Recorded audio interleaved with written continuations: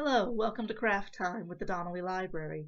For today's craft, we're going to do a fun art project where we draw a picture of a cactus and then decorate our picture using a few household items that you probably have in your kitchen drawer. There are a few different steps to this craft, so without much beating around the bush, let's get started. The supplies that you're going to need for this craft include a piece of blank paper. I like to use heavy cardstock, but you can use what you have on hand. A plastic fork. You could use a metal fork as well if you don't mind some cleanup. A piece of sponge. I cut the corner off of a kitchen sponge. Something to color with. I have colored pencils, but you can also use crayons. A black marker and potentially a pencil as well. The pencil is optional. And lastly, you're going to need some paints. Any child-safe washable paint will do, in green and brown.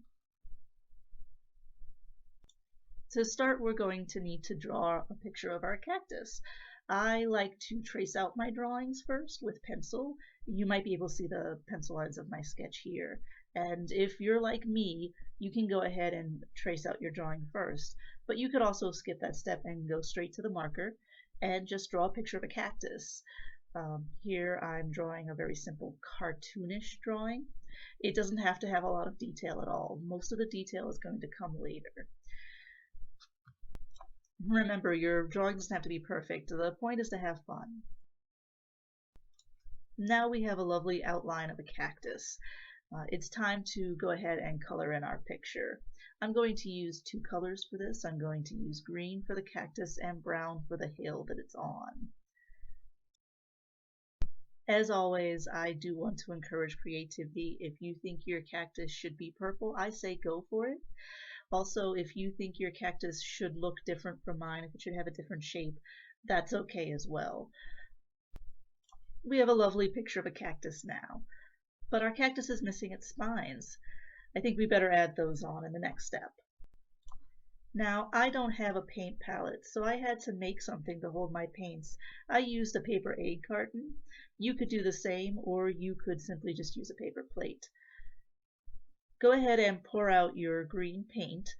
And again, I'm using washable children's paint. You may want to lay down some paper or plastic on your work surface for this step in order to avoid spills or messes. Now the real fun begins. Instead of a brush, we're going to use our fork to create the image of spines on our cactus. Get a good amount of green paint on the ends of your fork and then press onto the paper firmly. And you should be left with a spiny indentation. Put as many spines on your cactus as you need to in order to fill up the whole image. Once you're done with the spines, it's time to decorate our hill. I'm going to use our little piece of sponge to give the ground a pebbly look. Try not to get too much brown paint onto your sponge or you won't get a pattern, you'll just get a brown smear. But if you do get too much onto your sponge, you can always dab it off using a paper towel. Perhaps you could come up with some other textured items to paint with.